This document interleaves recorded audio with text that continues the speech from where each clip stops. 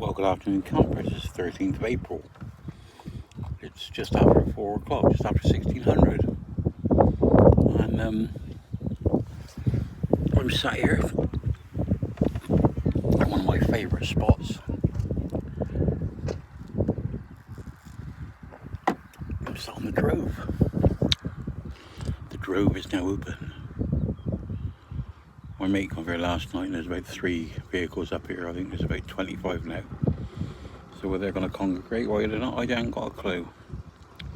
But here you are. Have a little look about. There's the stones. That's where I'm parked. Nothing seems to have got overgrown since we were allowed up here. But there's not many here at all. There's 2 there, I don't know them. And there's 2 down the bottom, that's 4. And there's about 6 there all parked around. But it's nice to be back up here again. And what you can see, you can hear the wind what you can hear. There I'm parked. Looking good. Got a bit of a bath yesterday. So, the sun's out, so am I. The sun's out and so am I. I'm trying to paint my thing, but it doesn't seem very good. I was told it was. It's nice sat here out the wind, looking at the stones, feeling the vibrations. Don't know what's happened there. Someone's got itself killed. Well,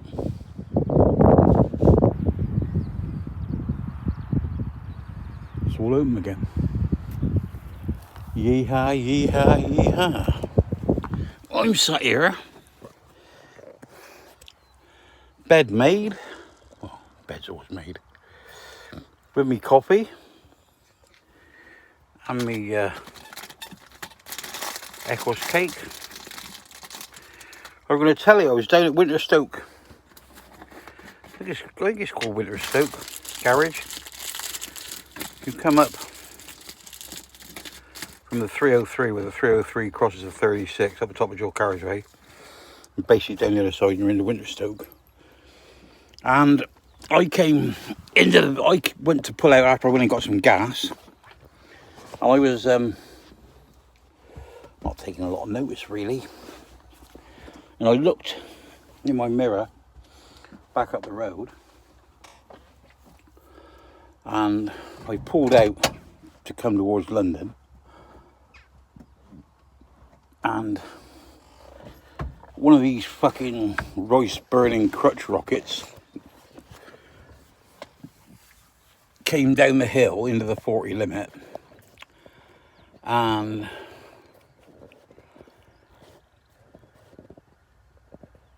I didn't see him at all, and he went past the garage, or past me pulling out, on the right hand side of the road, and there's a pub there just on my left, and by the time I got to the end of the pub, he was right up the other side of the hill, right at the top of the other side of the hill. Never had one of these fancy exhausts on, nice and quiet. He went by me. You know, I would estimate that he passed me through that 40 limit. I would say he was doing at least 100 miles an hour, in more like 130. He was definitely in a fucking hurry. You know, made me jump. I went, oh, just started laughing. Because it tickled old chalk. Yeah. And we're up here now, and I shall go around and see Darren tomorrow. He's parked out of the way because he stopped drinking, or he stopped whatever he's doing. He stopped doing it, and I told him a fucking different bloke it was. Yeah, but it's certainly nice up here. I shall sit here now in my favourite spot, and that's about how big they look to me in perspective. But when I put the camera back down, They're a long way away. Yeah, I hope that young lad, or well, I say young lad, but could be a fucking girl, couldn't it? Who would come through that village. I don't know what they were doing, where they were. I didn't see any more bikes about, so it definitely wasn't a race, but it could be him seeing how quicker or how quick they could get from point A to point B. Yeah, it did make me laugh. I thought, fucking hell. I mean, we used to roar around on bikes. I mean, when we had fucking old Triumphs back in the 60s, late 60s, I mean, 100 mile an hour, you had to went fast. And in 1972 I bought a 250 Hustler, which would do about 100 mile an hour, just less than 100 mile an hour. But acceleration was phenomenal for those days, and we used to fucking race around everywhere. And but you don't see the bikes go around corners. You don't see them sliding. You don't see them sort of. I suppose it's the tyres now got now. We used to fucking slide them around the corner to get them around really very quick. So I can't take my eyes off the stones. I'm loving it. Anyway, peeps, I'll speak to you all later. Remember, I love you all. Stay classy. No fighting. Bye bye.